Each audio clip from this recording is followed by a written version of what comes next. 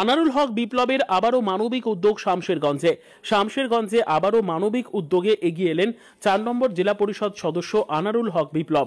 আজ তার নিজস্ব তহবিল থেকে গরিব দুস্থ অসহায় এবং গঙ্গা ভাঙনে ক্ষতিগ্রস্ত পরিবারগুলির হাতে খাদ্য সামগ্রী তুলে দেওয়া হয়।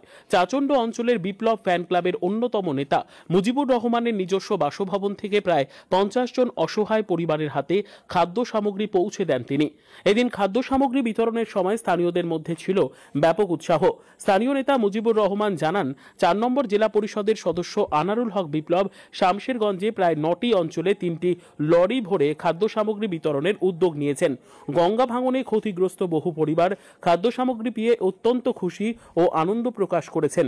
এমন উদ্যোগে এলাকাবাসী জানিয়েছেন, বিপ্লব সাহেবের এই সহায়তা তাদের জীবনে দুর্দিনে এক বড় ভরসা হয়ে উঠেছে।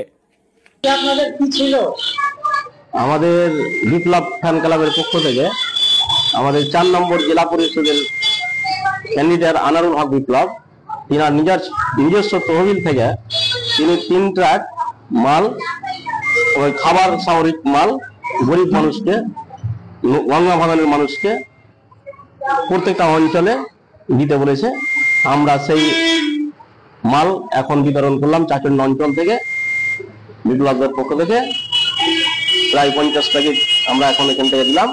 প্রত্যেকটা অঞ্চলে উনি দিয়েছেন প্রায় ৩ ট্রাক মতন মাল উনি দিয়েছেন গরিব এলাকার দুস্থ মানুষকে এবং গঙ্গা ভাঙনের মানুষকে।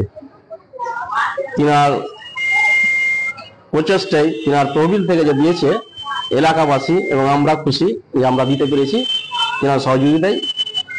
আমি অনেক অনেক বিপ্লব দাকে ধন্যবাদ জানাচ্ছি এবং বিপ্লবদা শামশেরগঞ্জে যদি এরকম উপকার করে তো এলাকার মানুষও খুশি হবে। উনি দানশীল লোক এবং ওনার সম্মূর্তি এলাকায় খুব আলোড়ন সৃষ্টি আছে এবং উনি ভদ্রলোক, ওনাকে শ্রদ্ধা জানাচ্ছি এবং ওয়েলকাম।